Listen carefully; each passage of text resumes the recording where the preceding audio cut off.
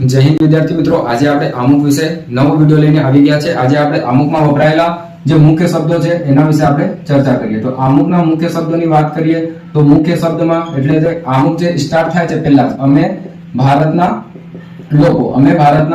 લોકો આ જે શબ્દ છે આપણે બેઠા બેઠા અમેરિકાના બંધારણમાંથી કોપી લીધા છે। અમેરિકાના જે બંધારણ છે એની શરૂઆત પણ વી the people of United state of અમેરિકાથી શરૂ થાય છે। એ જ રીતે આપણે આપણા આમુકની જે શરૂઆત છે એ અમે ભારતના લોકોથી કરીએ છીએ। અમે ભારતના લોકો આ શબ્દનો અર્થ થાય છે કે બંધારણના જે ઘડવૈયા છે, બંધારણના ઘડવૈયા કોણ છે? તો ભારતીયો છે। બંધારણની શક્તિનો સ્ત્રોત કોણ છે? તો બંધારણની શક્તિનો સ્ત્રોત પણ કોણ?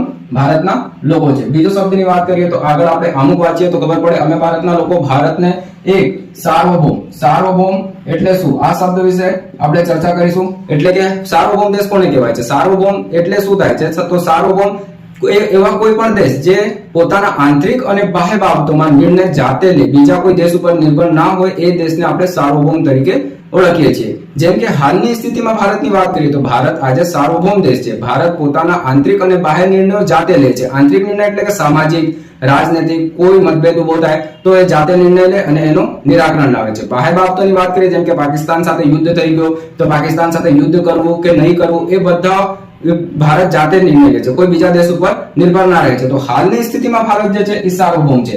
ભારત આપણા જે દેશ છે એ ત્રણ સ્થિતિમાંથી પસાર થઈ ગયા છે। 15 ઓગસ્ટ 1947 સુધી ભારત આપણો ગુલામ હતો, ગુલામ દેશ તરીકે હતો। કોનો? બ્રિટિશરોનો। 15 ઓગસ્ટ 1947 થી લઈ 26 જાન્યુઆરી 1950 સુધી ભારત જે છે એ બ્રિટિશનો ડોમિનિયન સ્ટેટ હતો, એટલે અધિરાજ હતો। 26 જાન્યુઆરી 1950 થી લઈ હાલના પીરિયડ સુધી ભારત આપણો કેવો દેશ છે? સાર્વભૌમ દેશ છે। ભારત કેવો દેશ છે? તો એક સાર્વભૌમ દેશ છે। સાર્વભૌમ નો મતલબ સમજ આવી ગયો। હવે આગળ વધીએ તો એક શબ્દ આવે છે સમાજવાદી। આ જે શબ્દ છે આપણે આમુકમાં 42માં બંધારણ સુધારા 1946 થી ઉમેરા કરવામાં આવ્યો છે।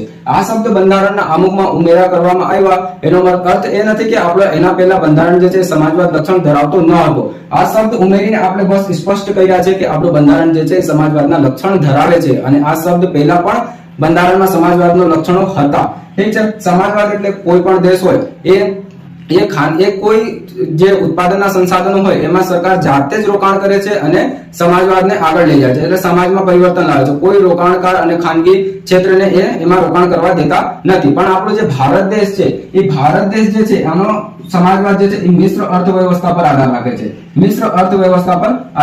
છે, એટલે કે આપણા જે ઉત્પાદનના સંસાધનો છે એમાં જાહેર અને ખાનગી રોકાણકારો રોકાણ